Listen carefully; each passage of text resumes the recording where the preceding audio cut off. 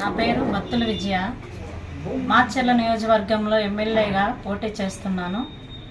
మాది JPP party తరపున మేము ఈరోజు నామినేషన్ వేసి ఉన్నాము. ఈరోజు శుభ సందర్భంగా మీరందరూ సిలిండర్ గుర్తుపై ఓటు వేసి ప్రతి ఒక్కరు కూడా మహిళలు, నీ మహిళని అయితే బీసీ మహిళ కానీ మీ ముందుకు వస్తున్నాను కాబట్టి మీరు ప్రతి ఒక్కరు కూడా నా మీద అభిమానం ఉంచి అందరూ కూడా ఒక్కసారి ఛాన్స్ ఇచ్చి మమ్మల్ని గెలిపించాలని అడుగుతున్నా. మా సార్ జాంబవరాజు అయితే నర్సాపేట పార్లమెంట్లో ఎంపీగా పోటీ చేస్తున్నాడు.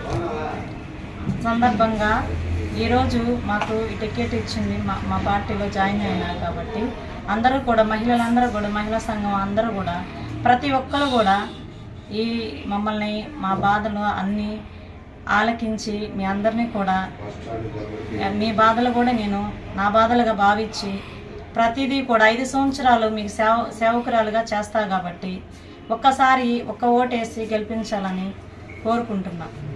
జేబీ. ఈరోజు మాచర్ల నియోజకవర్గంలోని బీసీ మహిళ జేబీపీ పార్టీ బహుజన నాయకురాలు బత్తుల విజయ్ గారు నామినేషన్ దాఖలు చేయడం జరిగింది.